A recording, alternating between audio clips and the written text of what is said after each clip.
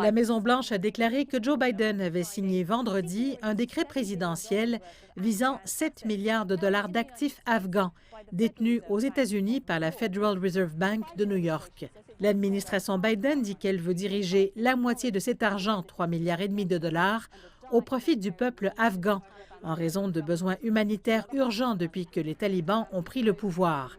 L'autre moitié de l'argent serait versée aux familles des personnes tuées dans les attentats terroristes du 11 septembre 2001, qui avaient précédemment eu gain de cause dans un jugement contre les talibans. Les proches des victimes des attentats du 11 septembre et d'autres actes terroristes ont obtenu un jugement contre les talibans pour saisir les fonds. Mais la cause a été suspendue car le gouvernement a déterminé qu'elle était d'intérêt pour la sécurité nationale. L'argent a été gelé après le retrait des États-Unis d'Afghanistan et la prise de contrôle des talibans en août.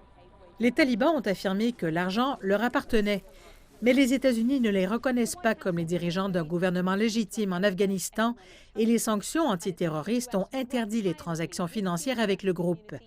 La décision de débloquer la moitié des fonds pour l'aide intervient alors que l'Afghanistan fait face à une crise économique et humanitaire. Le secrétaire général des Nations unies a appelé les États-Unis et la Banque mondiale à dégeler les avoirs afghans, car des milliers de personnes dans le pays n'ont pas reçu le salaire qui leur est dû.